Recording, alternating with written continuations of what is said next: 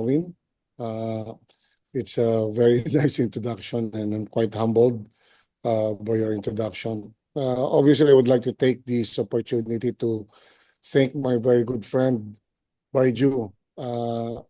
He actually honored me with his presence in 2019 for coming over when we invited him for an upper GI course in our center in Manila.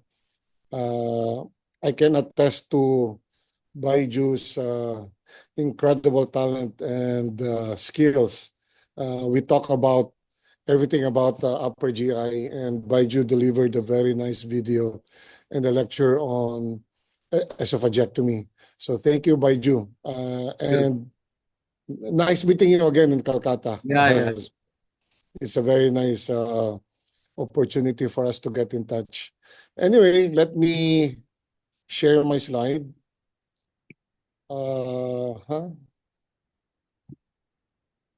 Can you see my slide now? Yeah, we can see.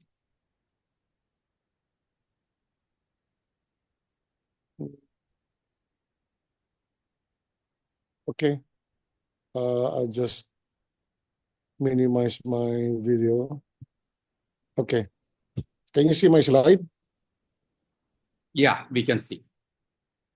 Perfect. Okay. So I was invited by Ju to talk about surgical training in minimally invasive surgery.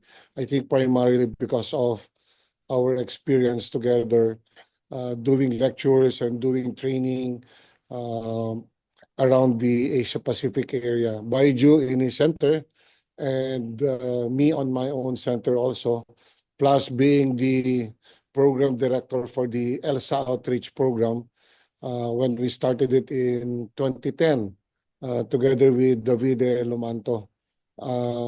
We went around Asia just to be able to teach our colleagues, our surgeons, and our students on how to do minimally invasive surgery. But I'll be talking more on, I'll start with some historical background on how training is being done and what we have right now at the era of minimally invasive surgery. So just a very brief background on how training has started off, especially during the ancient and medieval era. We all know there's a lot of paper, even during the excavation of your papyrus. We know that surgery has gone since that era. But during the ancient and medieval era, the history of surgical education and training dates back as far as this time. And training was really centered on a master and apprentice model, where the master, usually the biggest guy on that area doing some surgical work, and his assistant that we call now as apprentice and doing this work. And after some few years of training, the apprentice either leaves the master and goes to another area or changes the master in doing his work. Aspiring surgeons who wanted to learn would apply or would come in with the master and learn through direct observation and hands-on experience under the guidance, of course, of that experienced so-called master surgeon. And instructions were usually gathered just by observing on how they do the procedures. There's no formalized standards or even the age when you start the training or even the length of training. However, typical training during this time would usually start at the age of 12 to 13 and would last for several years. Historically, if you read on your history books, they would say some would end up at least 7 to 10 years of training, and it was during the ancient times. It was also during the medieval era that we've heard of the term barber surgeon. Remember when we were doing our residency training program, our seniors would usually tease us or malign us by calling us barber surgeon. It is due to the fact that the surgeons during the ancient times are actually barbers, owing to the fact that these barber surgeons are the ones who have the sharp instruments, who have the instruments just to be able to do the surgery. They would usually do basic surgeries, minor OPDs, minor surgeries, tooth extraction that are practiced by these barber healers, as we know it, with the knowledge, of course, passed down informally to their apprentice. During the 16th and 18th century, pioneers like your Ambrose Paré, considered as one of the fathers of surgery and modern forensic pathology, advanced the surgical technique and the battlefield medicine. It was during that time when France was in the thick of battle, and experience in the battleground gave uh, good experience for surgeons like Paré. And because of that experience, he was able to teach his apprentice advances in the surgical field.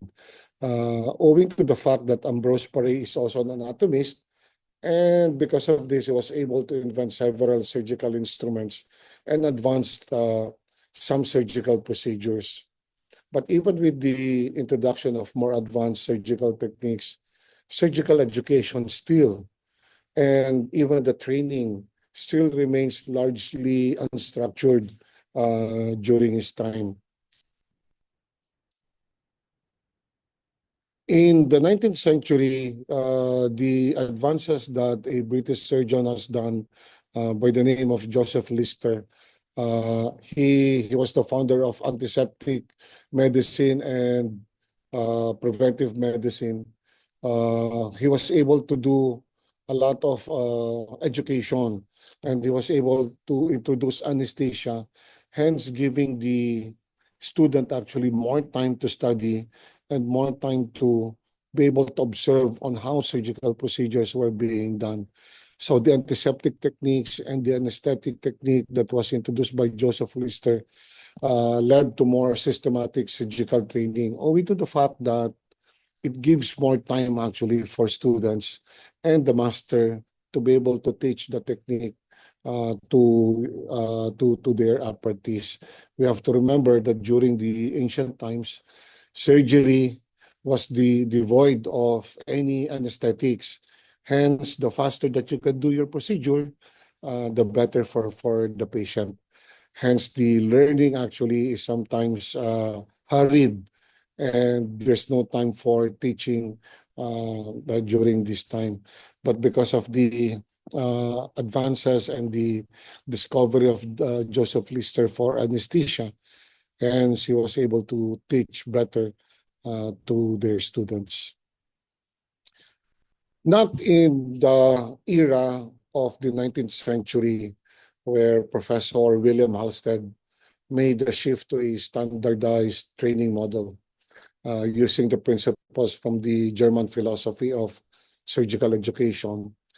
He set forth to create a formalized structure surgical curriculum, incorporating Sir William Osler's bedside teaching and the integration of basic science into surgical education. I think this is the era where he started developing a training model that he would call a residency training program. The Halstead's concept, or the what we call now the Halsteadian concept of surgical training, was based on the following.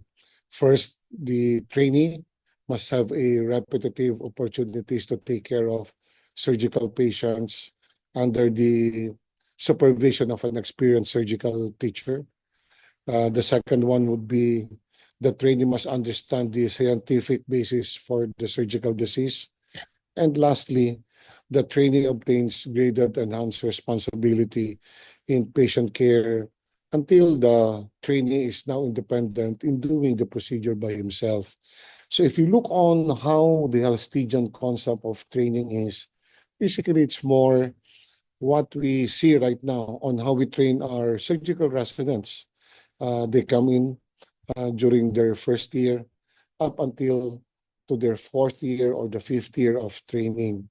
And hence the maxim when we were residents, if we can remember it, the maxim of see one, do one, and then teach one was developed during those time, allowing surgeons to pass down operative techniques from one generation to the next, from the first year to the second year teaching the first year, the third year or the fourth year teaching the junior ones, and the fifth year being the big boss of that residency era would be teaching everyone. Using this principle, one was able to accept increasing responsibility in the operating room and eventually progresses to surgical independence. So if you look on the picture, Professor Halstead is in the middle with his students, depending on the year level. So the students, the ones touching the patient, would be the more senior residents or more senior trainees, and the ones surrounded them are the students, the younger students that are trying to learn on how to do the surgery. So this is how surgical training was done historically. By the mid-20th century, standardization and, of course, simulation begin to evolve. More often than not, military medicine usually is the driving factor, the driving innovations in surgical education because of the experience on how to do procedures based on anatomical approach, emphasizing standardization, training, and specialization. If you look on how stringent our training right now, it resembles on how military is being trained. Hence the coined connotation that surgical training is much more like a military training by itself. It is also in this time that cadaveric dissection becomes a core component of your surgical training, allowing students to learn anatomy and then the procedures in a very controlled environment. Early simulators, if you look on how we train our residents or even our fellows right now, we made use of a lot of simulations. So during this time, the cadavers are the early simulators, or even the basic mannequins and synthetic models were introduced for practicing surgical techniques. So as early as at that time, simulators are being touted and made use for training. If you look on this picture, this is a very nice picture that connotes on how we do our surgical training. This is a picture of Dr. Cooley when he did his first artificial heart implantation in 1956.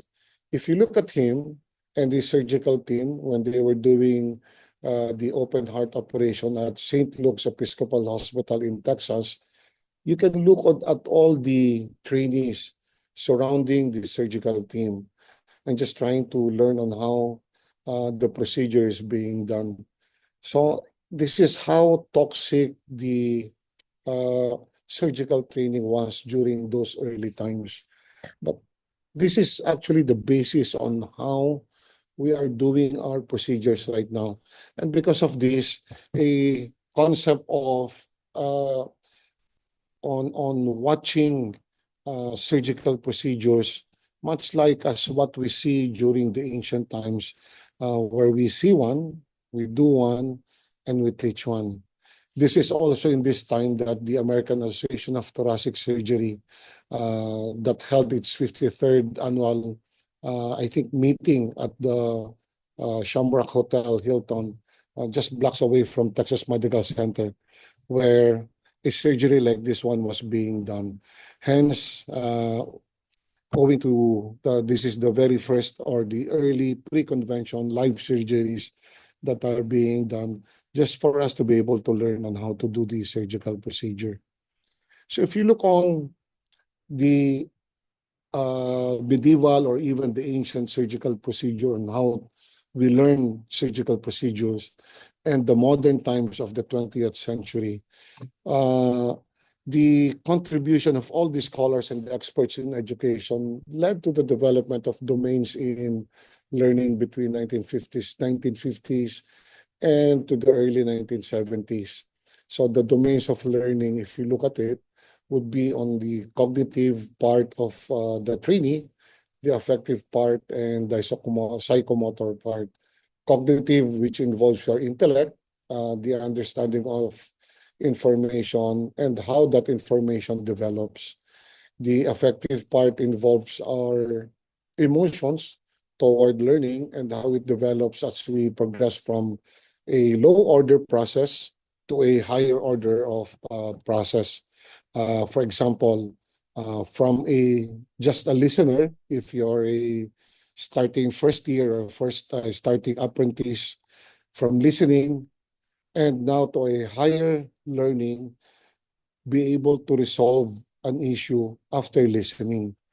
The psychomotor domain of learning would be the physicality and how it develops from basic motor skills to a more intricate performance, like assessing, doing your appendectomy, and now you're doing your pancreatectomy or your Whipple's procedure.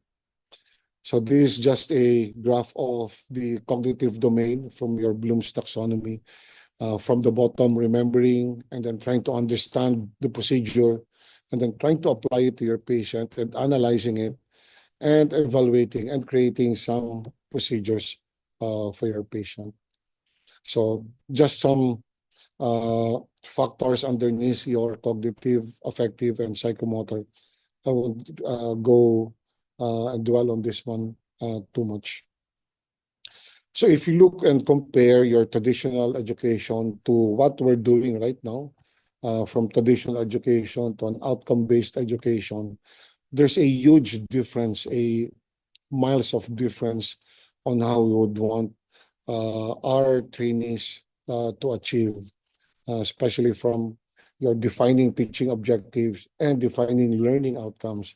We're now based on assessing our trainees on outcomes, assessment, central assessment, and focusing on learning and individualized curriculum for our trainees. So the topic that was given to me was about training in the era of minimally invasive surgery. Actually, it started off in that same century, the 20th century.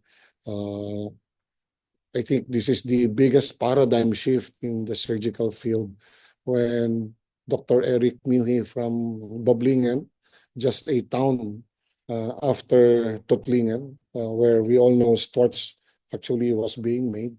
Eric Muhe did the first laparoscopic cholecystectomy as we know right now. During that century, Eric was so fascinated with the SEM technique and spurred by the success of the Erlangen endoscopist, came up with the idea of a laparoscopic approach with the removal of your gallstone. He published actually his work, but he was ostracized by the German Society of Surgeons because they were telling everyone that what a barbaric procedure, creating a new procedure from a centuries old on how we do and how we remove a benign gallbladder disease, which is your stone at the gallbladder. It was during this time also that we were able to look on the constraints in teaching minimally invasive surgery. Part of the minimally invasive surgery is inherent challenges that places your substantial pressure on those learning the skill, like your challenges to master in order to perform your MIS efficiently and safely, and the need to acquire new complex skills like working on a from a three-dimensional vision when we're doing our open surgery. And now because of a laparoscopic approach, now you're working on a two-dimensional vision, limited freedom of movement, and the diminished tactile feedback, fulcrum effect, the tremor amplification of your long instrument, and the fixed angle of attack. All of these constraints actually are the issues when we're doing our training for minimal invasive surgery. And during those early times, it is where we had our difficulties in training. Current concerns also would be about increased operative time and cost, especially for the patient. These are felt actually by our patients, especially in third world countries like the Philippines, limited residents' working hours, public's vigilance, especially right now towards medical errors, and ethical concerns of learning basic skills on patient. So we all know that majority of the complications occurs in at least the first 50 patients of those being done laparoscopically. So training environment right now should be controlled, reproducible, relaxed, and safe. Doing surgeries on our live patients is now unacceptable. Hence, the creation of other approaches in trying to teach our residents. Learning curve retention, training simulations. Studies have shown that this complication happen during the initial course of your skills acquisition, and training allows the novice to acquire knowledge and skills that contribute and translates to an improved, a better outcome and reduction in complications of our patient. The benefits of training is not only limited to novice surgeons, but also extends to experts as it diminishes skills decay.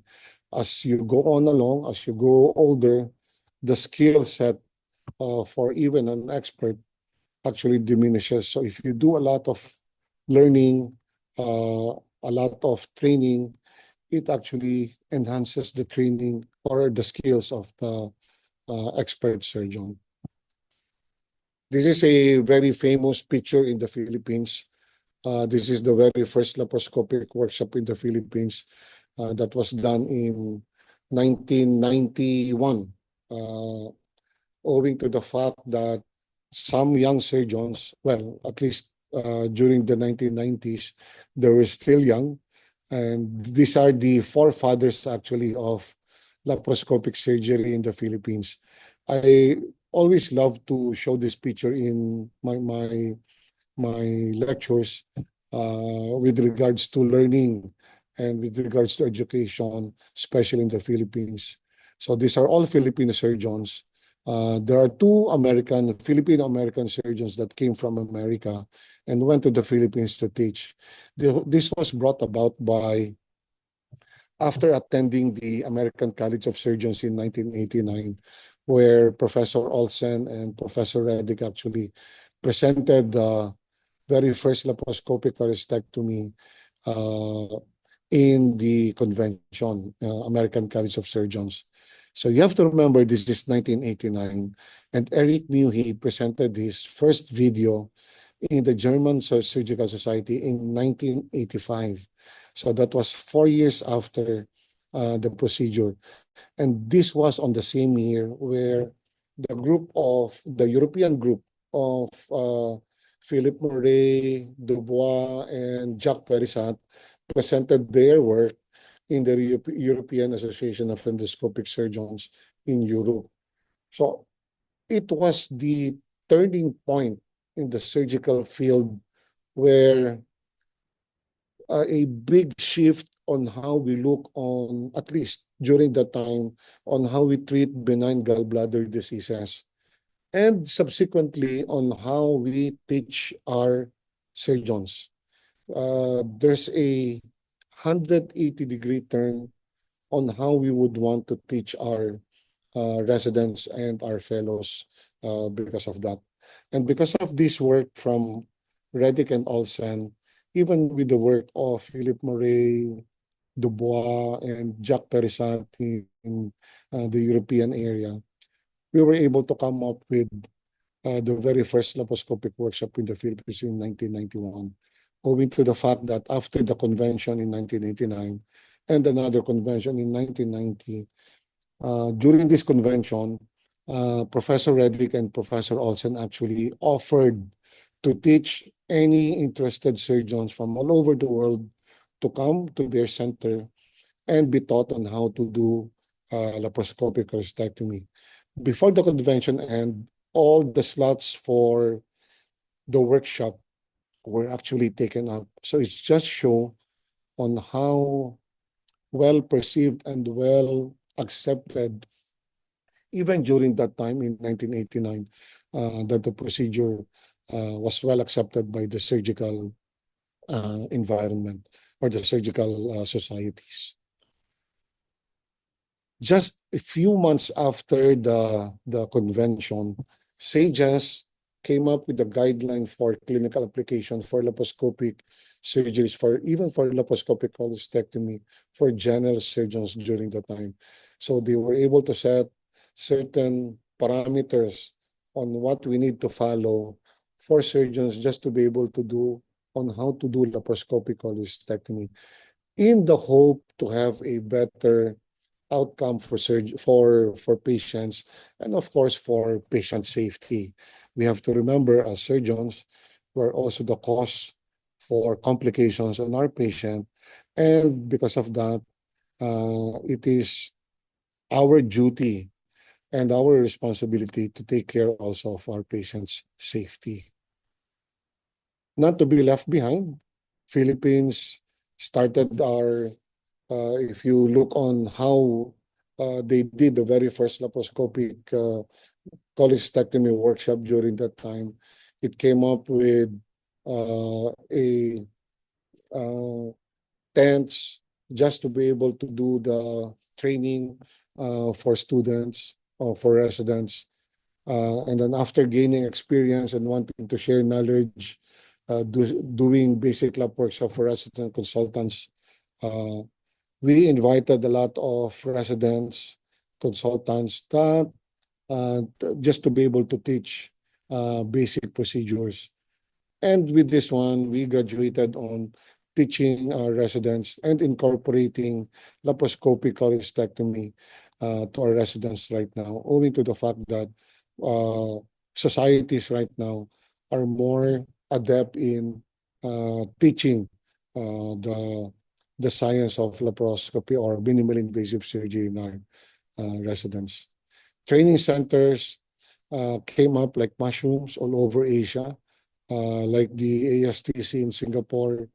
Obviously, India has plenty. Baiju has a very nice center also in Kerala. A lot of training centers have been uprooting because of the, how would you call it?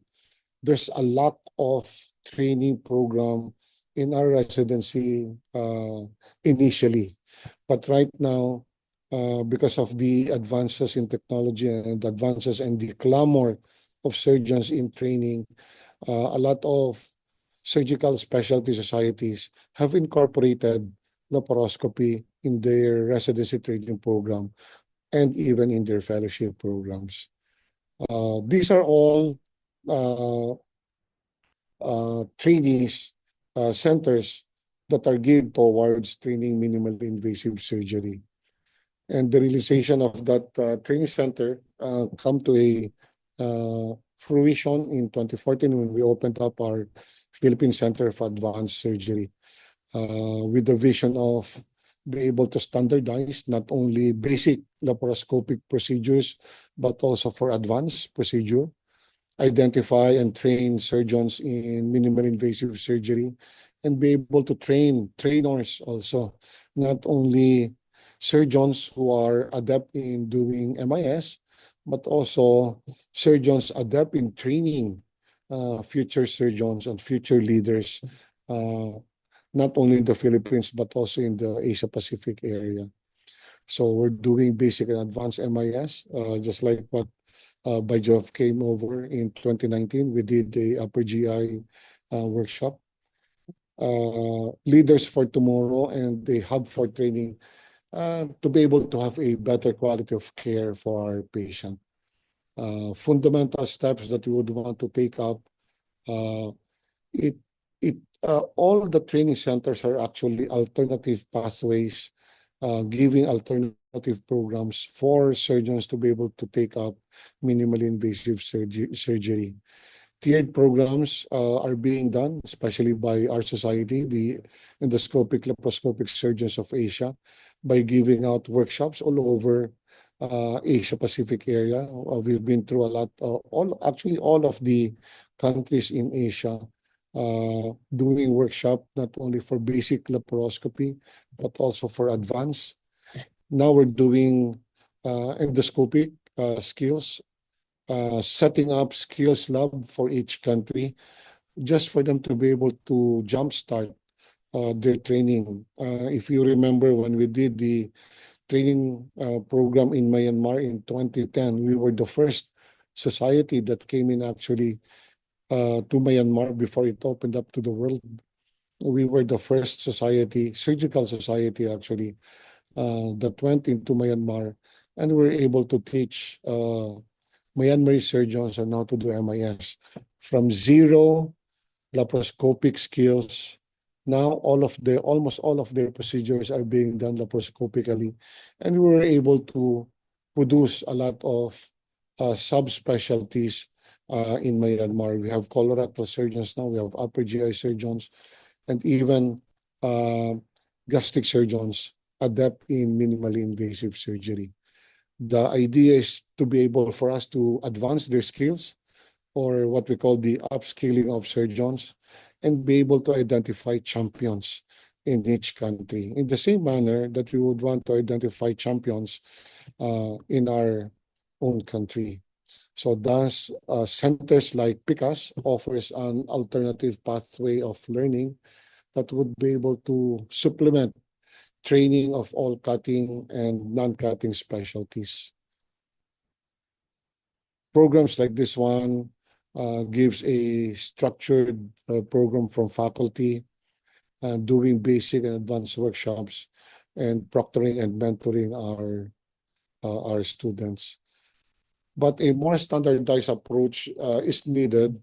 And if you look on how training is being done, this is a training program that's an example of a training program that's being done in the United Kingdom or in Britain, where from medical school, you have a foundation of a program doing core surgical training. Actually, core surgical training and higher surgical training is what we call your residency training program and the fellowship program, just to be able to do a consultancy program. So this is just a schematic overview of how a surgical training, basic surgical training is being done in several countries right now. Ideally, you would want to have a structured program that has incorporated MIS training in their residency training program. Not to be left behind, Philippines in 2006, actually this is an offshoot in 2001, in 1991, when they did the very first laparoscopic cholecystectomy workshop, two societies actually sprouted from that workshop. Philippine Association of Endoscopic Surgeons and the Philippine Society of Laparoscopic Surgeons. They banded together in 2006 and formed the Philippine Association of Laparoscopic and Endoscopic Surgeons. And together with the Philippine Society of General Surgeons, the PSGS is actually the one in charge of training of our residents. They banded together to be able to come up with a structured program from medical school of 4 years. This is the schematic overview of surgical training in the Philippines. From a medical school of 4 years, 1 year internship, and then after the board exam, they go for a 5-year residency training program. During from first year to the 5th year of the residency, minimally invasive surgery from basic to a more advanced, like minimally invasive surgery for hernia, is being already incorporated in the training program. And if you would want to have more advanced training in MIS, they can go for a 1 year to 2 years fellowship program from several. I think we have now 8 training fellowship programs in the Philippines. So the question now is, what's the outlook now in training in the era of minimally invasive surgery? What do we have right now? And what technology has to offer for us to be able to incorporate it in our training to have a better uh, a better trainee, an outcome of trainee. So the question of having a hardware, which is your maybe your machines, maybe a training center, and of course the software. Do we have the trainers? Do we have the expertise on how to train? Obviously, considerations for this one would be what's our purpose? What would be our target? And of course, the scope on what to teach and what model to use. For the purpose, obviously, we would want to educate uh, even the younger students. We would want to train them. And the target are the students, the trainees, the residents, even surgeons who are already done during their residency training program, maybe even the specialists. But more so, more important also is the training of the allied field, the nurses, the technicians that would support your minimally invasive surgery program. And then, of course, the scope would be giving didactics from open surgery to minimal invasive approach, simulation, basic lab skills, advanced laparoscopic procedures, even endoscopy. We all know right now, I strongly believe that the future for surgery, for surgical procedures, would be a combination of your laparoscopic procedure and your endoscopic procedure.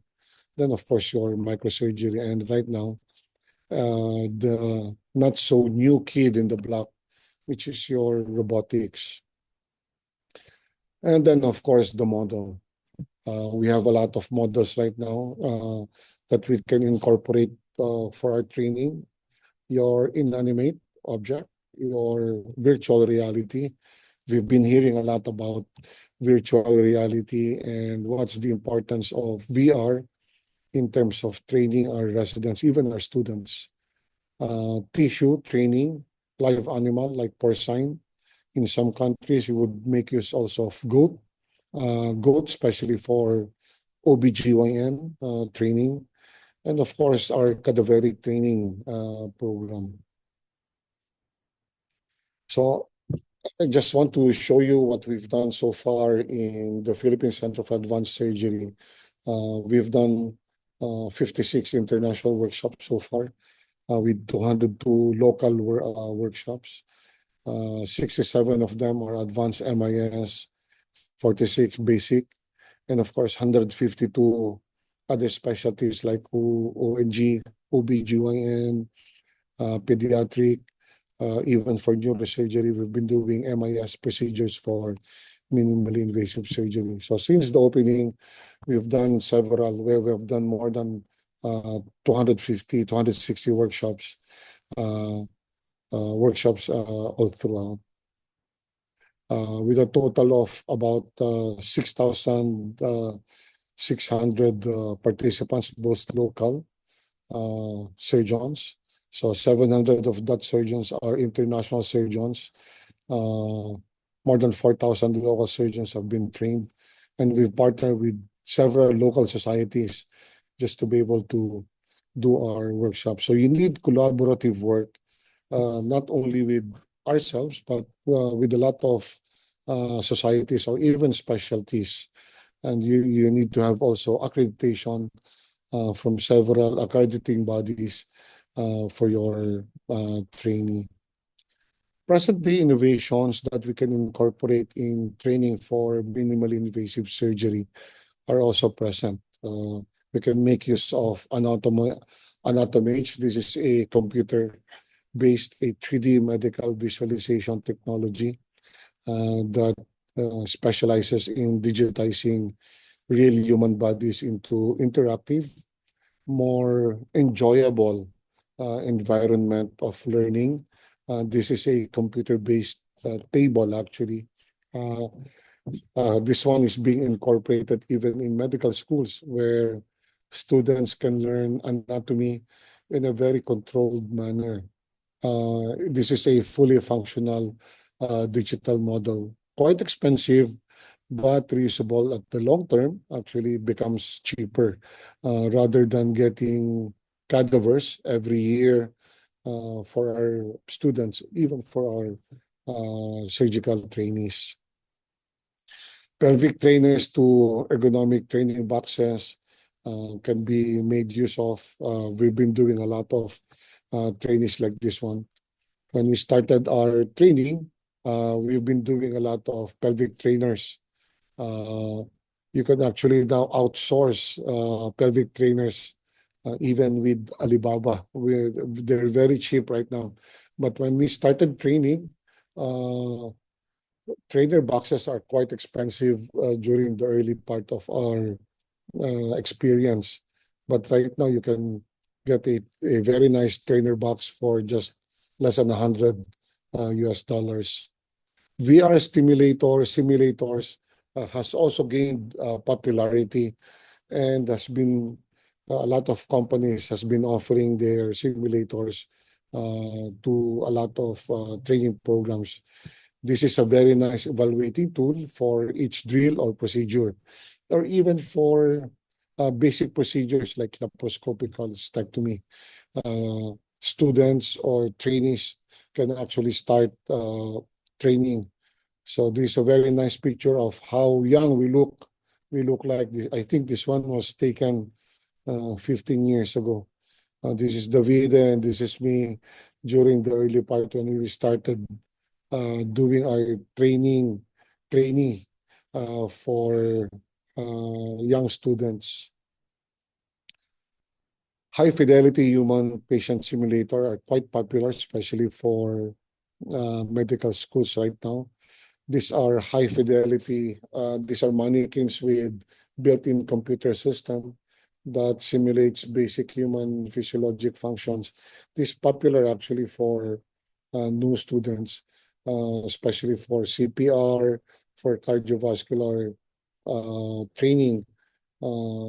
It can function as well with some pathologic process like patients going into myocardial infarction.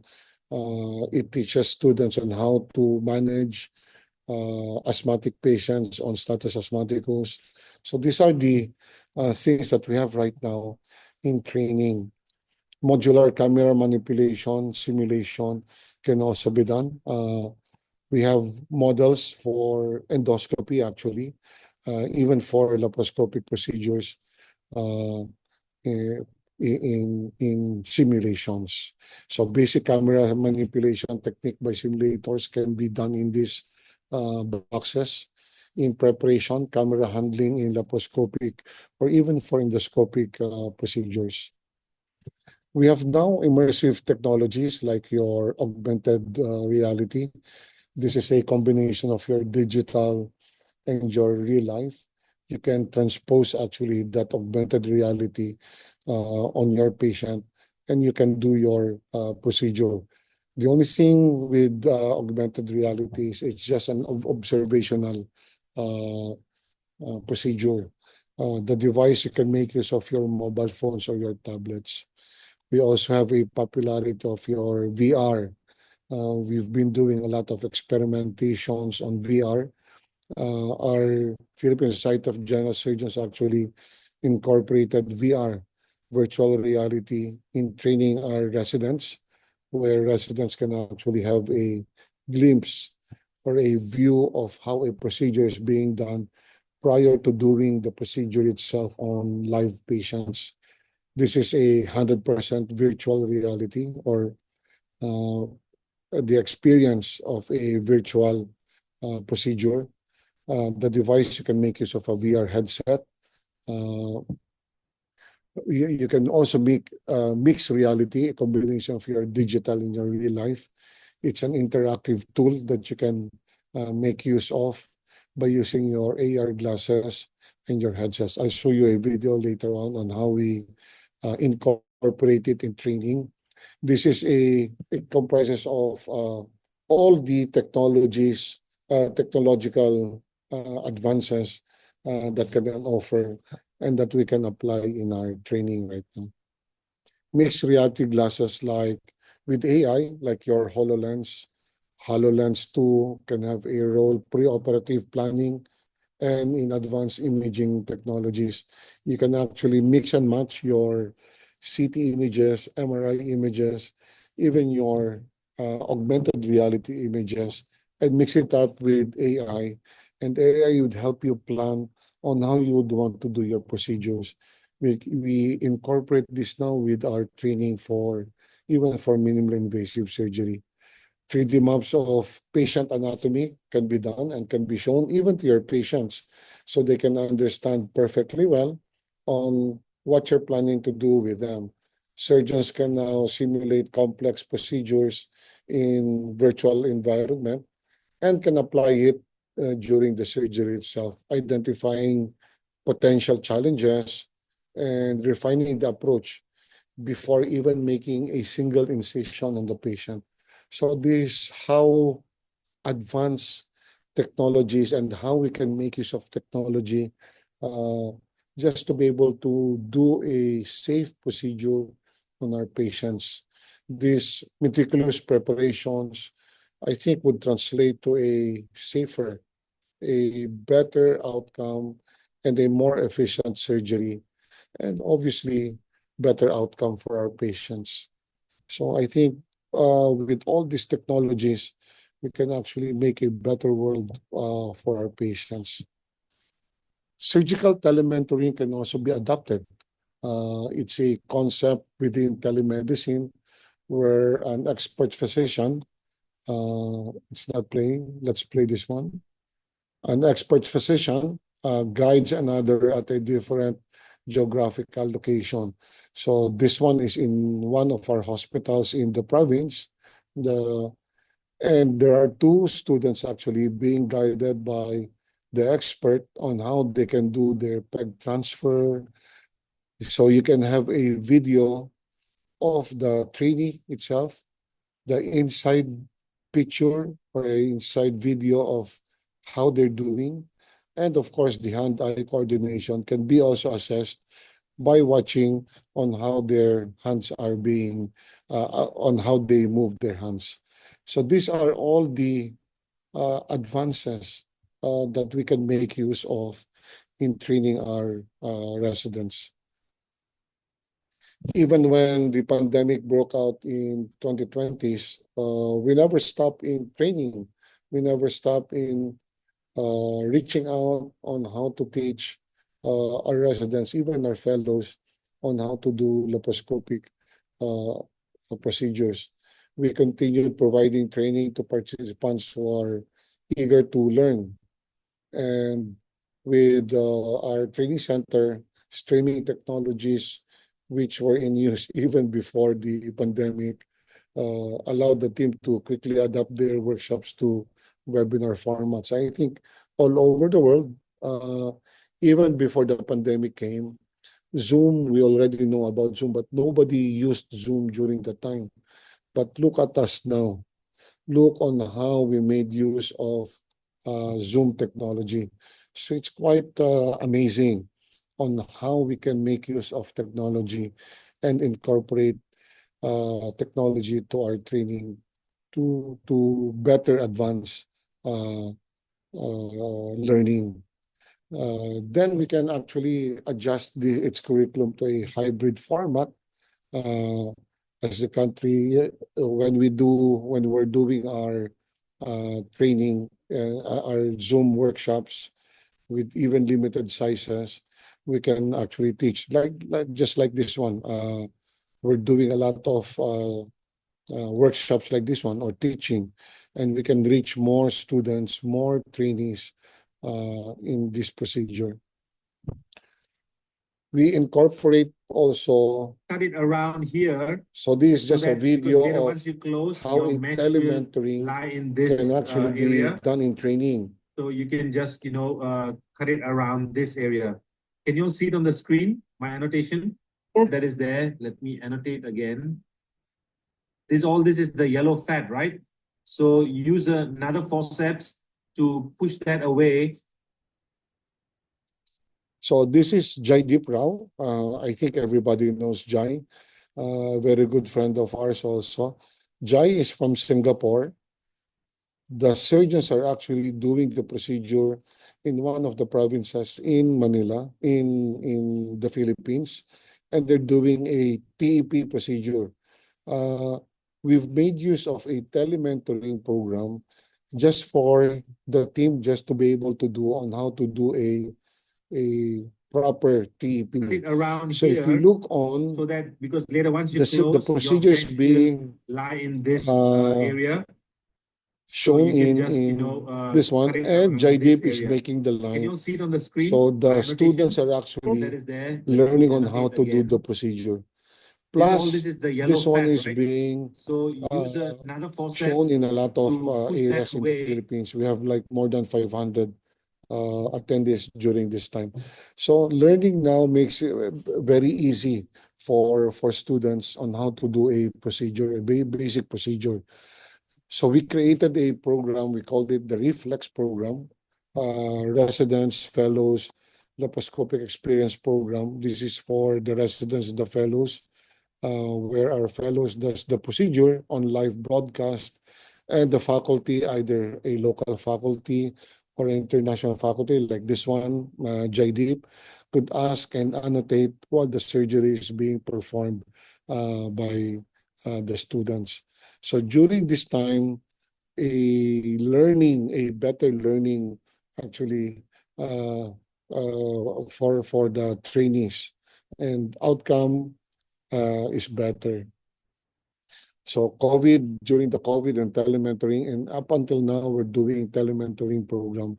Uh, Not to be outdone, even live surgeries during pre-conventions can actually do a good surgical training for our students.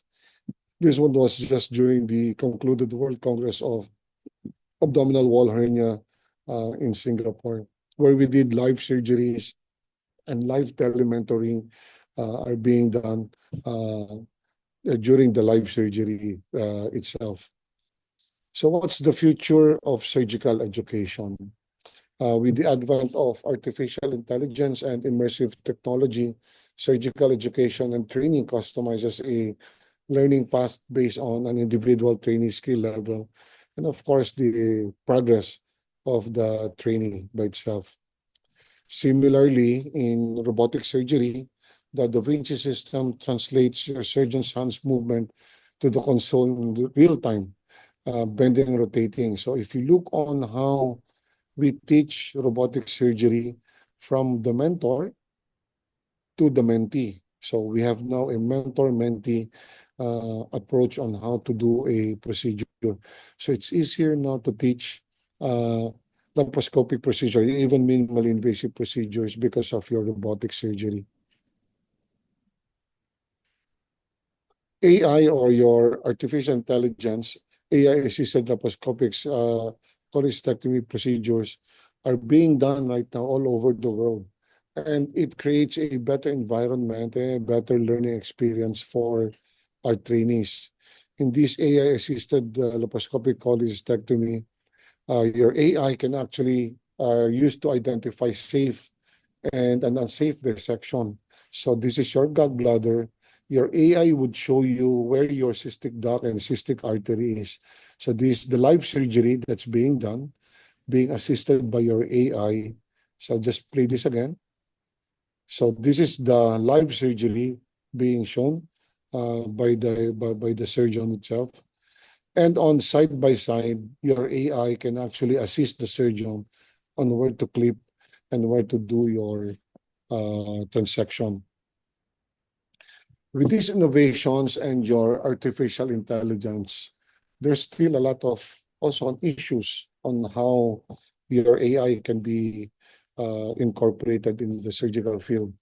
It has a high risk on an over-reliance and over-independence, which might lead to the skilling of the surgeon, a loss of a critical skills. Maybe 5, 10 years from now, we don't need a surgeon anymore. We might just need a technician because the AI will teach them or will tell them on how to proceed with the procedure.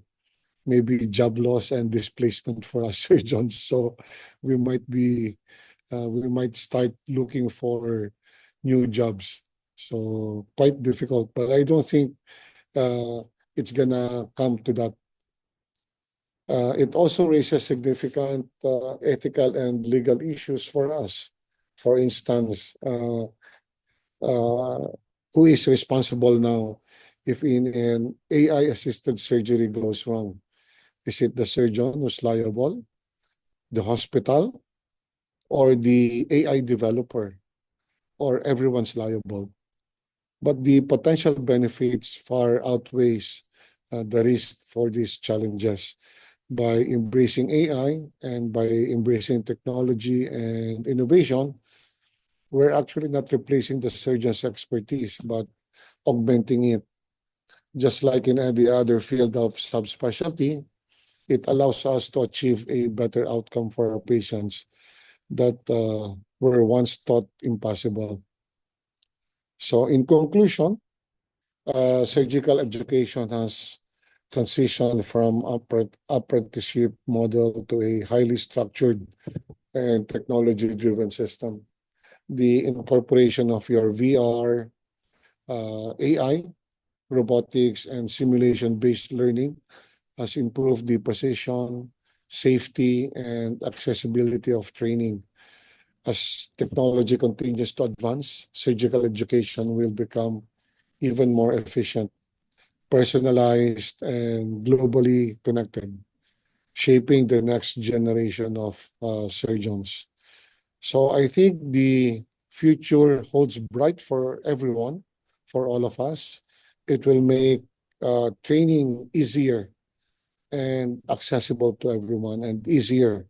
Unlike, I think, Professor, all the professor here, Vijay, Baiju, would attest when we started doing laparoscopic procedures during our time, 10, 20 years before.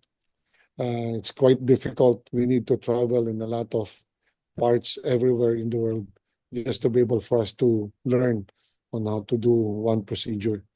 So I think that the future is bright for everyone. I envy the young surgeons right now because they're learning. When we started, we're learning from our own mistakes.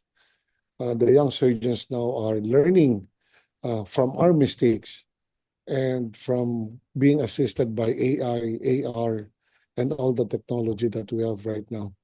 With that, I would like to thank everyone for your kind attention. And if you have any questions, I'll be more than happy to answer them. Thank you. Thank you, Professor Alan BUENAFE, my friend, for the wonderful, marvelous presentation. Actually, this topic was there in my mind for long, but I was searching for a person, apt person to give it. And when we met in Calcutta, actually, I thought of this is the right person to give the topic to. And 2 days before, I texted him and that you should be nervous so that I can extract maximum from you. He said, I'm already nervous. So now we can see how much of hard work and homework he has done to prepare the slides. Hats up to you. Now I request Dr. ABHAY DALVI to proceed. Yeah, dear Alan, wonderful lecture, a comprehensive, progressive, from history to philosophy to present and future training and learning. You covered all the points. just to add a little bit into the history of surgical training, since you covered it quite well, you also said that surgeon had to be fast in absence of anesthesia. Yes. There's a very famous surgeon who was an excellent lecturer. He used to charge for his lectures.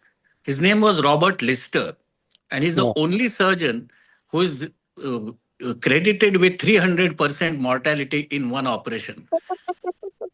He was doing an amputation, and the patient died of bleeding. In doing that amputation, he cut the assistant's 4 fingers. So assistant died of sepsis, and one in the crowd died of shock. So this is in the history. If you go into the history of Robert Lister, you will do. To me, as Professor Udvadia had taught us, antisepsis, anesthesia, and minimal invasive surgery have been the 3 revolutions in the history of surgery. And MIS has taken us a lot ahead. I have a question for you. Is we have been conducting live operative workshops. There have been incidences in India and abroad they have stopped almost live up, especially in the West. Uh, Mm. would in the present situation with virtual reality and etc., we in India, as far as Indian Association of Gastroenterologists and Endosurgeons are concerned, made guidelines. The Association of Surgeons of India also are making guidelines. So in the future, would you still advocate live workshops for a larger gathering in absence of a Zoom? I'm asking you, during conferences, would you still advocate live workshops? That's my question number one. The question number two is the models for training. Simulators have come in, they're very good, and cadavers are also coming in quite a lot all over the world, Yeah. especially in our subcontinents. That's my question number two. And question number three is as far as robotics and artificial intelligence that is coming in very fast, uh, who are going to be the mentors?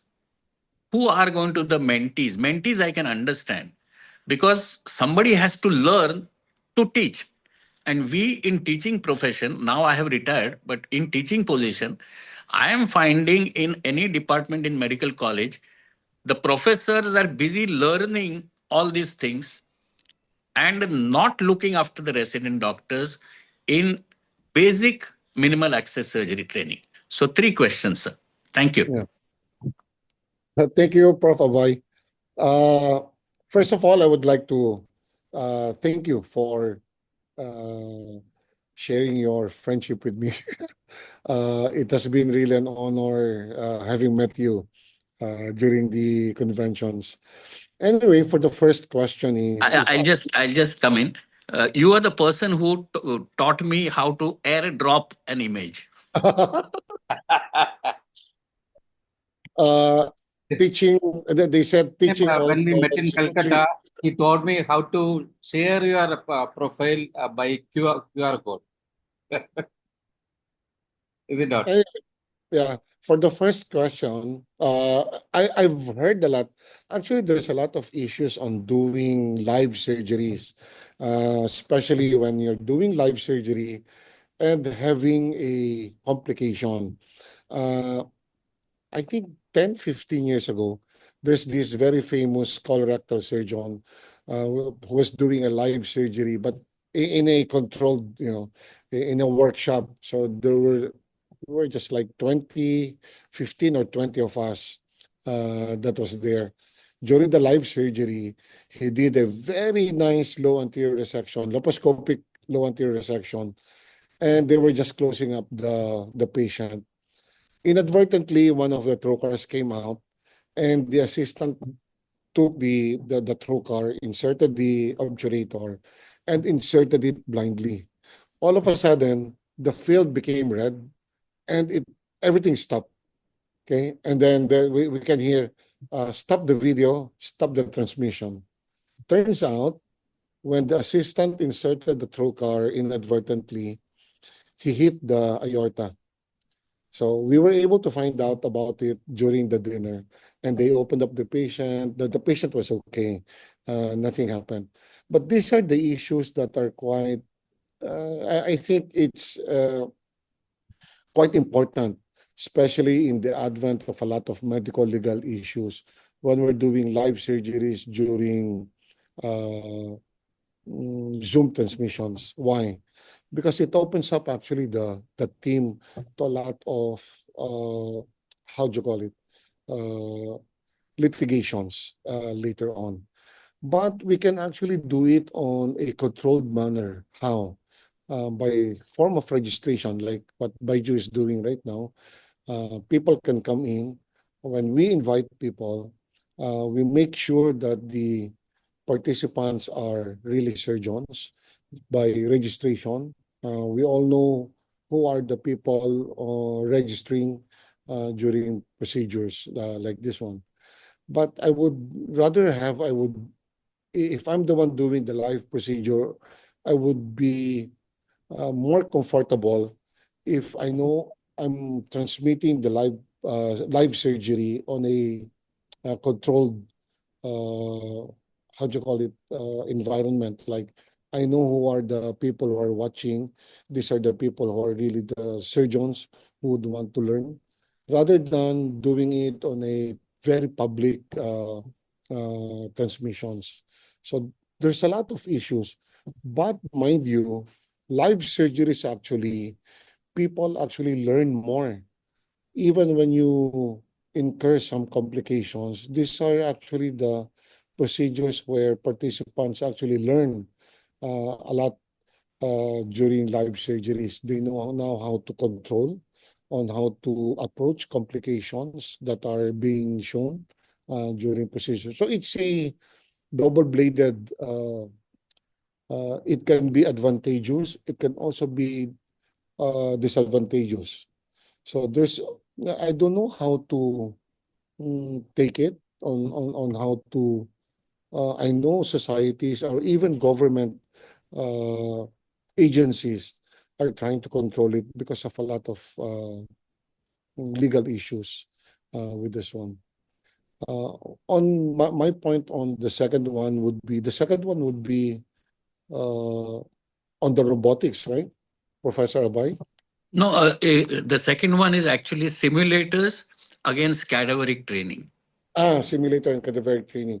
Simulators would have a very controlled environment, but sometimes it doesn't give you the real feel of how a procedure is being done as compared to a cadaver. A cadaveric, I've been running a lot of cadaveric workshops.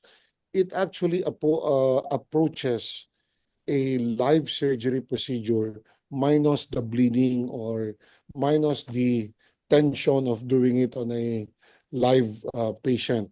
Uh, I know the three of us has done a lot of trainees like this one, but my feel is a cadaveric model approaches at least the uh, live patients, the experience on how we do it on a live patient, minus obviously the complications that a live patient can incur.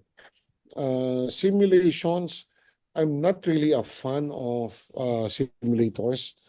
Ever since when simulations came about, I have a simulator in the training center, but I'm not really a fan because it doesn't really approach on how an experience on how to do a live surgery patients. A cadaveric model would somehow approach it uh, in a way that you can experience in a live patient. For robotic, the question on robotic The approach. question, I'll come back to the question again about robotics and artificial intelligence. In fact, if you go into the history, people had to see somebody operating properly, and that's why they were termed as operation theaters. And people used to be in the auditorium looking at the surgeon. You showed these pictures actually in the first few slides. and now it is known as operation room, so that nobody is allowed to enter. So I think in today's world, if at all you have live operative workshop through Zoom or somewhere where a surgeon is in his or her own environment operating on a patient, he is cool enough to transmit that thing, and people somewhere else, remote or otherwise, can see it. That's my concept. So live workshops are good if the environment in that particular room is good. As far as cadaver, I'm with you as far as cadavers are concerned, because we also ran a cadaveric program for a very long time. We have a publication in the Journal of Minimal Access Surgery about that. Now, my question on robotics and artificial intelligence, because I started as an open surgeon, went on to become a MIS surgeon. At this age, difficult for me to get into robotics and artificial intelligence. If I try, I can. But I am seeing people rushing into robotics, the teachers in a medical college, the professors are now looking at robotics and AI and are not fulfilling their responsibility of teaching the resident doctors minimal invasive surgery. So, how one should go about structuring the residency program now? Very tough question, Prof. Actually, the question right now is who is now the teacher, and who is now the mentee, right? Because of the advances, all the advances in technology, people are now rushing to learn also new techniques, like for robotic surgery. That my point, my take on robotic surgery is, if we can do robotic surgery without punishing the patient with a higher cost, I would go for a robotic procedure. Why? It's easier actually for the surgeon. Up until now, evidences would tell you that there's no advantage for robotic over laparoscopic surgery. There's no evidence. The papers would tell us that robotic surgery is better as compared to an open surgery, but it doesn't give any advantage with a laparoscopic surgery. Everything else is equal. The expertise is there, expert on robotic, expert on laparoscopic surgery. Everything else is equal. It doesn't afford any advantage for patients. It affords advantage for the surgeon because it gives you a better ergonomics, as they say.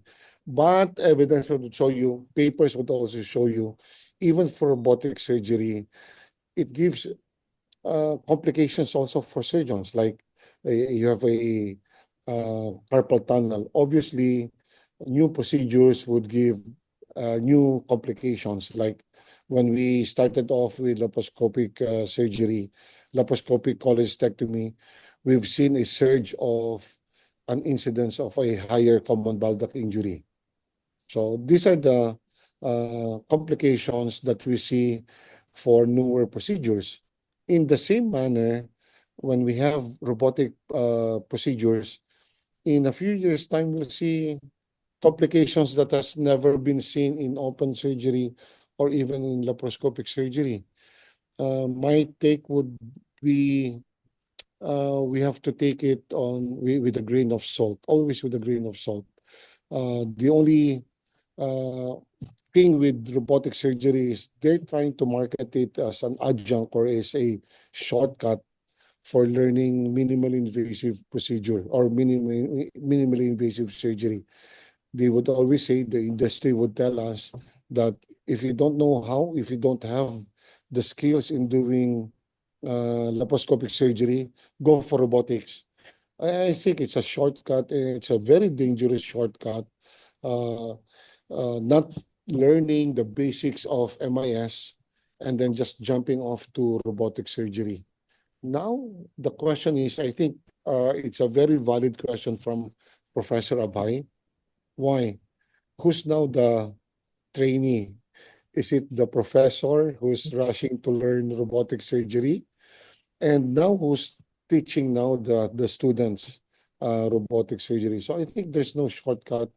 There's no, how would you say? There's no question on there shouldn't be any shortcut in learning new technologies. So we have to go through the effort of trying to learn newer surgeries, newer procedures, so that we can teach also these newer procedures to our students properly. So I think there's no shortcut in learning.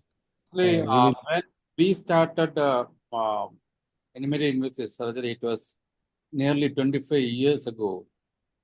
The only source of knowledge gain or training was conferences. Nothing else was, no text was book was written, no YouTube was there, no Facebook was there, no WhatsApp was there, no social media. Nothing was there except for conferences, physical conferences. And we used to travel a lot.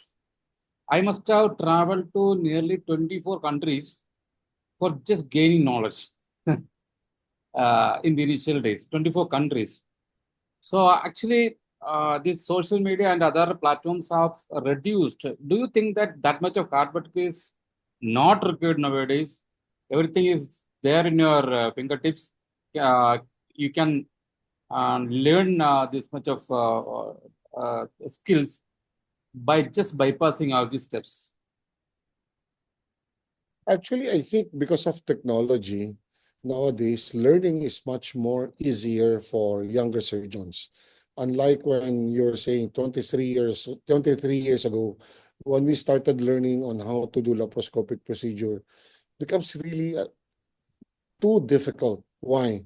Expertise, we don't have that much expertise 20, 23, 25 years ago. So if you look on history, 1989, when the first laparoscopic surgery was shown in the American College of Surgeons.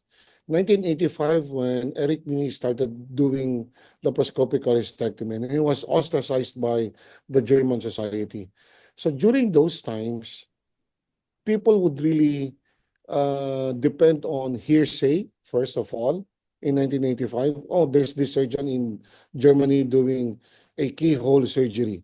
So first, we need to learn, we need to know where's the procedure is being done. 1989, when it was presented in American College of Surgery, American College of Surgeons in Atlanta. So people needs to go to America to learn how to do the procedure. And the funny thing is, even the Filipino surgeons, when they watch the procedure being shown in Atlanta, they need to buy the machine actually. And they need to buy the second-hand machine and bring it back to the Philippines just to be able for them to do the procedure. And when I was an intern, I can, what year was that? When I was an intern, it was 2000, 2001, I see. No, 1990, 89, 2000. So these are the things that are quite difficult on how to do and how even to learn laparoscopic cholecystectomy during that time. So when when we were learning it during our time, like you have to go out of your country. You need to go to the US.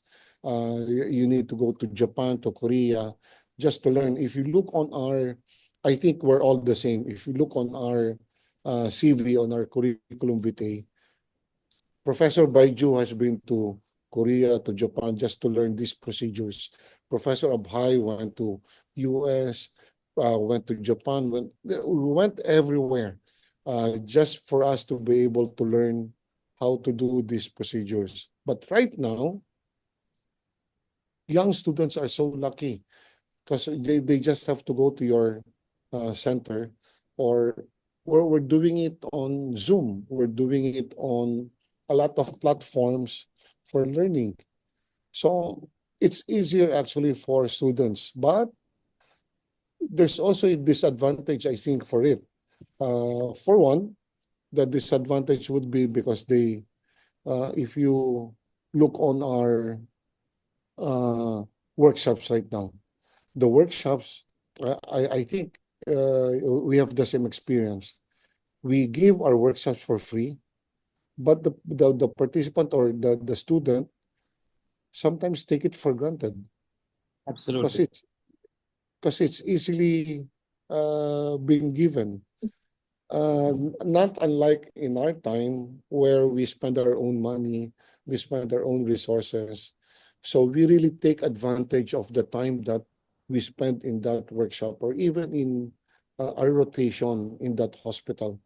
So we really, how can I say it? We really nurture it and then bringing it back to our centers, to our hospitals, and then doing the procedure itself. But right now, my experience with trainees is they take it for granted. Even when you give the workshop for free, they come in late. They they don't appreciate the workshop that we're giving them. I think more of uh, I think the students can get it anywhere. Uh, it's it's available everywhere.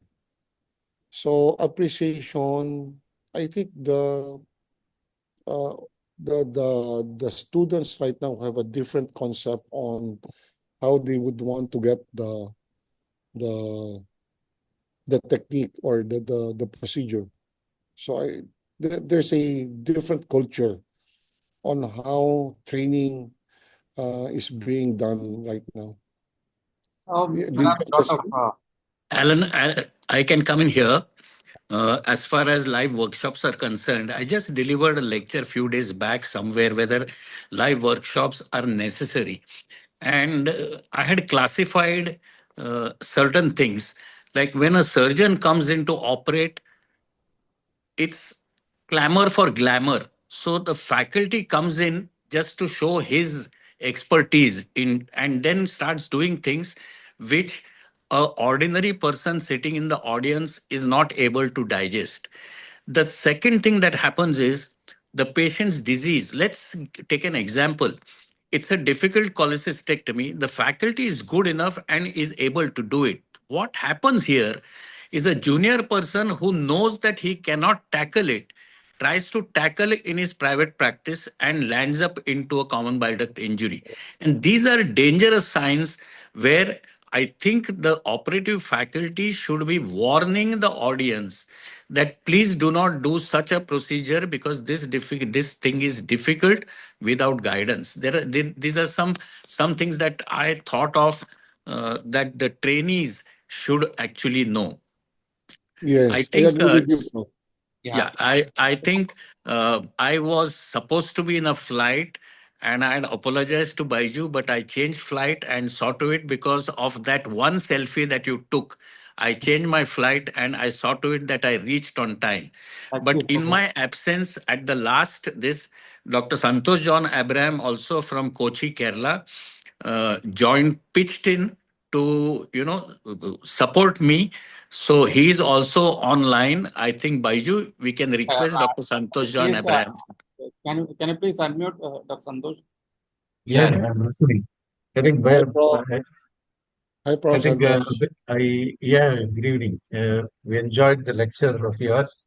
Brilliantly covered almost all the aspects, and Abhay has been very keen to complete most of the controversies. To me, the three important things which made the surgery are conquering the pain, conquering the sepsis, and third most important thing is the blood bath, that is the bleeding. These were the three most important things which made surgery safe. Access came in for many reasons in between, but unfortunately, what is happening right now, the science is giving way and only the access comes in. What I mean to say is there should be a lot of exposure to understand the live anatomy, how you tackle before you translate the three-dimensional surgery into a two-dimensional laparoscopic minimally invasive surgery. So here is the training that is very tricky. This learning, unlearning process is very shortened. And what ABHAY has been referring to in a live operating situation is that the operator is made to operate in a very unfamiliar situation. I would think that we should categorize the live operating workshop meant for various grades of surgeons. The first and foremost is to introduce a very safe, simple operation to the beginners. Their edited videos or streaming from their own centers on a safe, wicket would be the best thing to do. We should not show them any complications. We should do only a safe operation. In the second phase, when these people have practiced enough and performed safe operations, we can graduate them to extent of showing some complication, how the experts tackle it. Again, videos can come into picture. ABHAY has been, against, and we all generally against in live streaming of surgeries where the operator is operating from a very unfamiliar situation, where a lot of other issues like ethics on consenting, etc., would come in. That would be my comments on this, because you have covered most of the things. Thank you, Baiju, for letting me in. Please Thank wait. you. There will be more discussions. Yeah. One more question from my side. There are a lot of certification programs that are happening in India and outside also. With a short course, 4 days, 5 days course, and giving a certificate of fellowship. Is it worth giving that certificate? Does it have any value, and does it add to any qualification of the surgeon?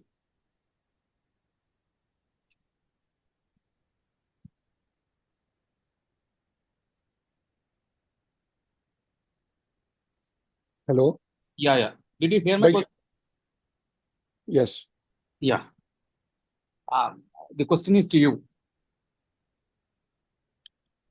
No, Baiju, my question was, there are a lot of certification programs happening in India and outside.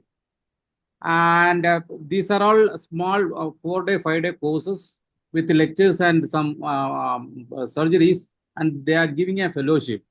So is it worth giving that certificates to these surgeons? Is that add some value to their qualification or skill or knowledge?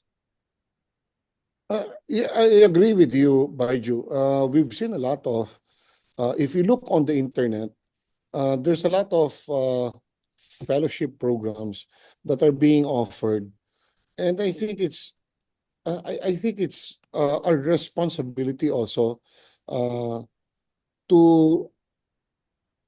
how do you call it, to call out on all these training programs that gives fellowship programs. We've seen, and a lot of these training programs actually charges. They charge people money, and then they call it a fellowship program for even just a few weeks, even for just a few months. And I think it's the responsibility of surgeons to call out these programs, because it's quite dangerous also, right, Baiju? I Yeah. think I also have the same opinion, and actually I don't advertise short-term courses. And another question is that actually when we started our laparoscopic journey, we used to train a lot in the endo trainer. I must have trained for nearly or more than 500 hours in the initial days. But nowadays, we don't see students training in the endo trainer so much. They just watch the YouTube videos and do it on the patients. So what's your take on that? I think there's a lot of questions on how we train. It's also, I think, the responsibility of the trainee to look on the credentials of who will train them.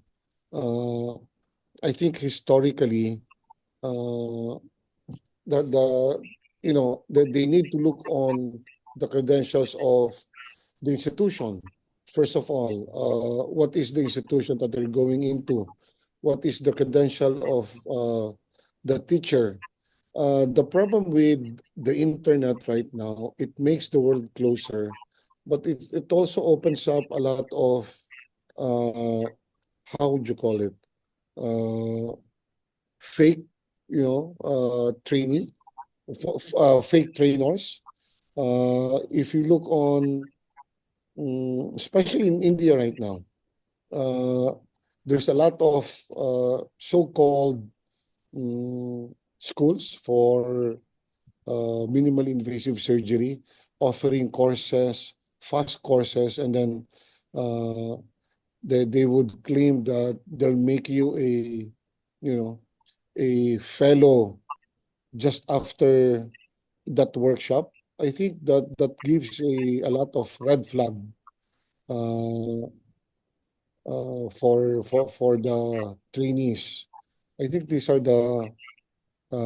it causes also a lot of issues. No? So the internet gives a lot of advantages for training, but it also creates a lot of problem. So I'm with you, Baiju, on this one. Dr. Sanjay Sonar is there in the participants. Dr. Sanjay, can you please unmute your mic and ask your question? He has asked a relevant question regarding the assessing the competency of the basic level training. Dr. Sanjay, you can open your audio. Yeah, an excellent lecture, Dr. BUENAFE, and Thank very you, Prof. pertinent questions. Yeah, very pertinent questions by ABHAY DALVI sir also. I wanted to ask you, when you teach or when we are assessing what basic skills have been imparted to the students, what kind of metrics do you use? What are the endpoints that you perceive are relevant in assessing whether they have learned that step or they are good enough to go ahead? And how can we make these assessments more objective so that we can actually know that this child has learned or this delegate has learned what we intend him to do? Thank you so much, Professor Sanjay. Incidentally, I've been how do you call it, a training officer for the Department of Surgery for more than 10 years. And now I'm the chair of the Department of Cardinal Santos. We're also running a training program for fellowship. And we use the same metrics for surgery training program in the same manner that we're running the metrics for fellowship program. The same metrics that we use for cognitive for our training program. So we run our fellowship program for minimal invasive surgery for 2 years, because for our training program, we have a MIS training program for laparoscopic and an endoscopic training program. So the same metrics that we measure our fellows from cognitive, and then obviously for the training in our centers. All of this one, we have a metric for cognitive, for affective, and the psychomotor. We would measure our fellows depending on which procedure that we would pushing them on. Like for example, in endoscopic procedure, we would teach them on how to do basic upper GI endoscopy, for basic colonoscopy, and then for ERCPs. So we would usually run this training program for 2 years, and we would assess them. We would do the procedures together with the trainee.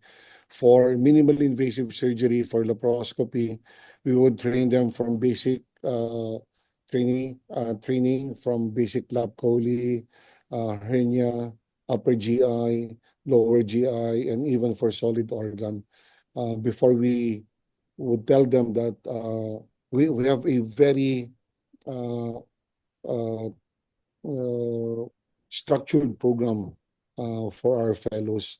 But for an alternative training program like the workshops that we do, a very different metric like the one that Baiju is running, or even Professor Abhay, when we're doing our basic our the different MIS programs. So the metrics would be different for workshops, very different for surgical trainees, and fellowship programs. I think we run the same metrics on how we do our trainings for our fellows, our residents, and even for our trainees for our workshops. Did I answer you, Professor Sanjay? Yeah, I think. Dr. Sanjay? Yeah, Dr. Baiju, I can come in here. The Yeah. problem is these 3, 4, 5 day workshops, not workshop, courses that are held. Unfortunately, the certification says fellow. Now, this is wrong because fellowship is a long-term training program in a particular field or in general minimal invasive surgery. Certificate course is intended to lay down the foundation and make the foundation of a trainee good enough for him or her to understand a particular procedure or the basics of laparoscopy. So the problem in India, at least, is the word of use fellowship. Now, let me expand on it a little more. We have fellowship program in the state of Maharashtra, which runs for 1 full year in minimal invasive surgery. And we have the National Board of Examination, which is compulsory for a candidate to work in an institute of repute, recognized institute for a period of 2 years. So we have to differentiate between fellowship and certificate course. So in case somebody is using the word fellowship for a 5-day course, I am with you, it's wrong. Yes. Dr. Santosh, your take, because you are one of the few people who are doing the academic activities of ASI. So your take on these short courses and what we can do for it, and how can you improve it?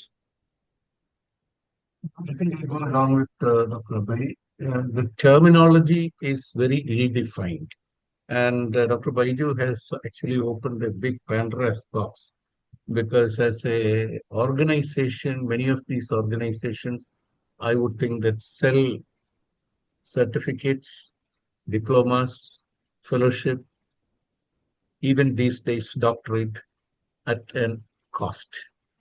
And most of these certificates are unregisterable. They don't impart any kind of training, and hence they are not useful at all. ASI is strongly today seriously thinking of running running courses which are valuable by both theoretical as well as practical skill development for a reasonable period of time on very focused topics. Till a validation process and a teaching process and a credentialing process is involved in this, mere attendance in a 2-day course or a 3-day course with no validation is of no use. It actually gives a false protection to the people, thinking that they have been trained and they can use this on a legal format. And that is why many of these people spend money. Unfortunately, even in a legal podium, this will not have any value.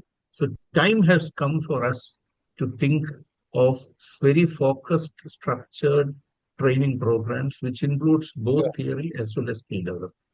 That's what should be looking for. And I actually agree with Professor Abhay. We don't call, we need to qualify what we call fellowship, because we run our fellowship programs either for 1 year or 2 years, depending on which pathway they would want to get.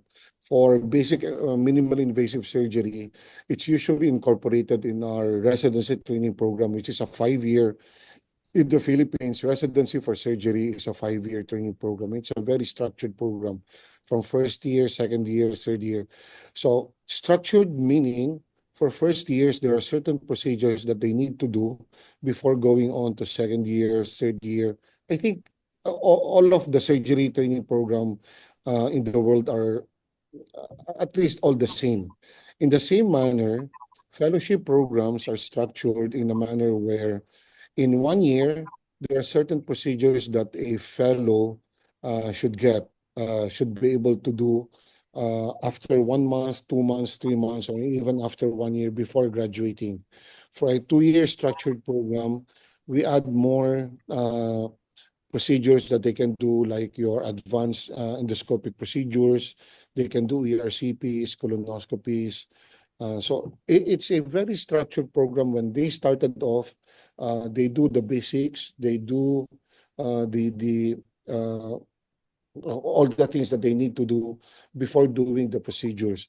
But when they're attending a 2, 3 day workshops, we don't call it fellowships. We call it the certificate would actually call a completion of a 2 or 3 day workshop on a certain procedures. Like when we did the workshop on an upper GI workshop, uh, it's a certification of completion for a upper GI workshop, and then we state which procedures have been done during that workshop. So it's not a fellowship program. Uh, we need to be responsible also and be at least as the trainers that are giving workshops to these students or to these attendees. We need to explain also to them that the workshops, that 3-day workshop, gives them a basic knowledge on how we do, or it's an organ-based usually workshop, either a colorectal workshop, an upper GI workshop, and then it's classified. It's stated which procedures are being done during this 2-day or a 3-day workshop, and it never states that after completion they became a fellow of that procedure. I think we need to be very specific on this one. Dr. Ramesh Mako is there, who's doing a lot of training programs. Dr. Ramesh, your mic is on. Yeah. A few comments and a few questions that I had. The first thing is I'm sad that Shushruta's name is never there in any of the history books of surgery. In fact, in 600 BC, he has described 200 surgeries. He has developed 120 instruments, and he was the first person to train surgeons on how to dissect on vegetables and fruits, and then on dead animals and also cadavers. So I think we need to bring that out and then make sure that in future, everywhere internationally, his name should come into any of our presentations in training. My question again is about training. Of course, I've been training surgeons for 25 years. We've got a fellowship trainings from universities, which is 1.5 to 2 years. But we have fellowships from associations, which says 2 or 3 days, which is very, very sad. And we both have the same degree in front of next to their names. Now, what I'm more interested in is how do we assess skills? Are we having an objective way of assessing skills? As surgeons, we've been looking at our students. We look at how well his hand movements are when he's operating and how good his reflexes are, whether he's going in the right plane and all that. But then that is more of a subjective assessment that we are doing. Objective assessment is something that can be standardized over the platform. So is there any attempt internationally to look at an surgical assessment based on objective assessment? This is possible using virtual reality. But then if we look at virtual reality simulators today, they're good to look at. But then how much training each one of them is imparting, we do not know. Even if somebody is doing a very rough surgery, finally the gallbladder is removed. He might have done 100 mistakes, but it's not up to the mark as far as I feel. I would like comments on how do we assess skills today. Actually, internationally, I'm not aware of any objective assessment of the whole fellowship program on, if you look on an ideal assessment, objective assessment, it would be always on an organ-based approach. If you look on how the Japanese Society of Endosurgery assesses their surgeons, each one would have their own like specialty. For the Japanese Society of Colorectal Surgeons, colorectal surgeons from Japan are being assessed by organ system or by procedure. Like when we started off doing laparoscopic colon surgeries, nobody has an objective assessment up until the Japanese Society of Colorectal Surgeons came up with their own assessment. So each surgeon would pass a unedited video of 5 like for a low anterior resections. They pass 5 unedited videos of a low anterior resection, and assessment of each procedure of each video will be done by the experts. So they follow a guideline from insertion of trocars, from dissection, from exposure. So these are the very objective assessment of how they would pass a colorectal surgeon in Japan. Up until now, there's no society, I think, that have a very objective approach on how to assess each procedure as detailed as it is that they do in Japan. One of the societies that I actually think are following the Japanese guideline would be the Korean society. Koreans now have, I think they're following the footsteps of the Japanese Society of Colorectal Surgeons in the same manner where the Japanese Society of Gastric Surgeons. So they do have a very detailed, objective approach of assessing. So from the D2 dissection, from D1 dissection of the approach on the gastric for gastric cancer. So it's a very how do you call it, an organ-based approach or a procedure approach assessment of procedures. But for laparoscopic approaches on different procedures, I think there's no single society that has a very objective approach on each procedure. So they're really dependent on the mentor or the teacher or the surgeon that teaches the fellow. So they would ask the fellow to do the procedure themselves, and they would assess depending on the mentor. I think Professor ABHAY is raising his hand. Yeah. So long time back, I think on Dr. Baiju's program itself, Professor Kosheri, I'm not very sure whether Baiju's program or otherwise, I was listening to his online lecture, and he had divided trainees into 4 types. One who are rapid learners and maintain the consistency. The second are slow learners, which forms the majority of this group and maintain the consistency. Rapid learners loses consistency because he or she gets into some bad habits, and slow learners will never learn. So these are 4 category of resident doctors that he had talked about.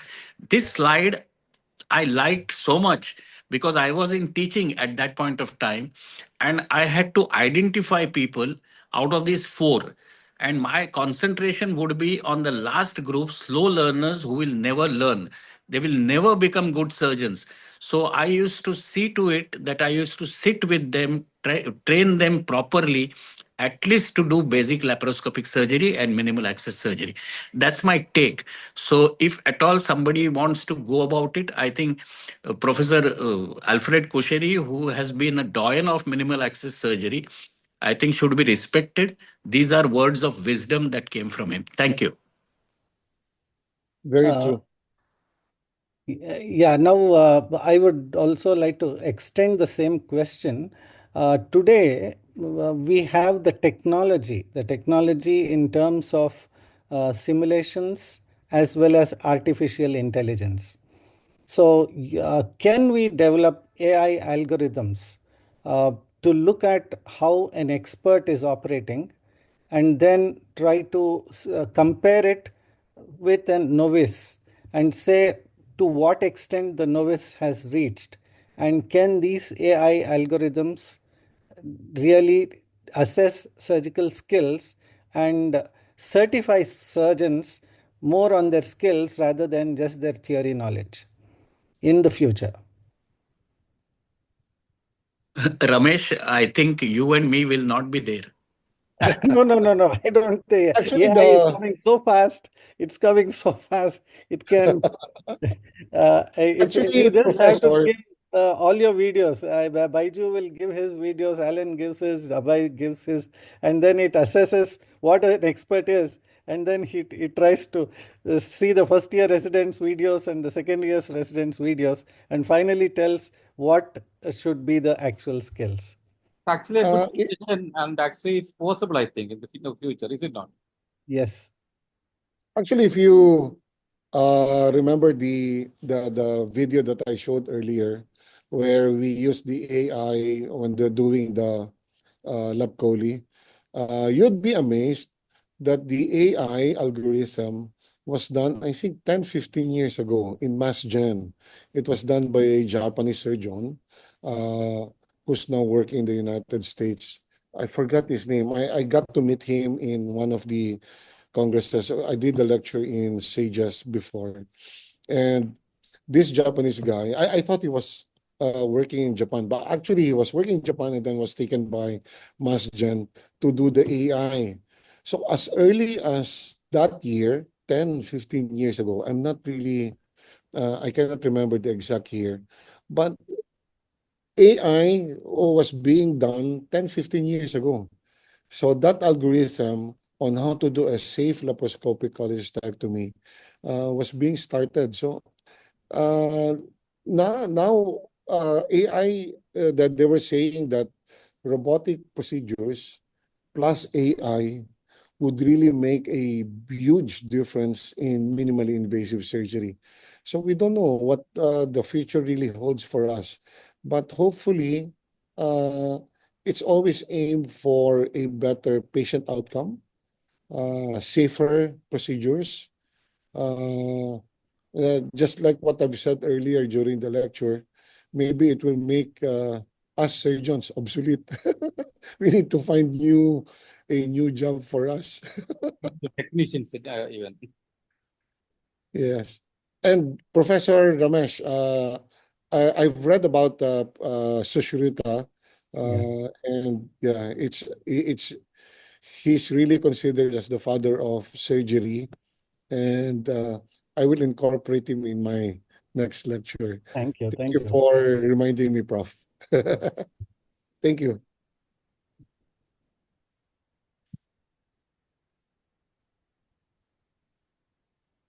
Sir. Yeah. So thank you, Alan, for an excellent lecture. I've already talked about it. And nice to have you at the Senadipan Foundation lecture series. It was a pleasure for me to moderate this session. Again, I'm going on record that I was supposed to be traveling, and I thank Dr. Santosh John Abraham to come in at the last moment at the request of Dr. Baiju. But somehow I came because of that picture airdrop that I learned. So thank you so much. And let's meet sometime somewhere in an international conference or maybe in a national conference where, as president of ELSA, we will invite you. We have a forthcoming IGS ELSA spring meeting coming up in Yeah, February 2026. next year. And I, on personal basis, as the patron of that entire conference, I am inviting you. Please do come and give your words of wisdom even there. Thank you so much. I will come, Prof. Thank you Thank so you. much. Thank you, Namaste. Namaste, Professor Prof. Alan, Thank you. once again for accepting your invitation and listening to me carefully when I was chatting in your WhatsApp that you should be nervous to distract more from me. And thank you, Abhay Dalvi sir, for accepting my invitation because of me only and Dr. Allen only. He changed his flight and was keen to attend this program. And thank you, Santosh sir, for accepting the invitation the last minute in case Abhay Dalvi sir was not there. Thank you so much. And thank you, K sir, for introducing the moderator and speaker. Thank you all the participants who are logged in from different parts of the world. We will be meeting again next time. Till then, bye. I'm logging off. Right. Thank you. Thank you. Namaste. Thank you. Thank you.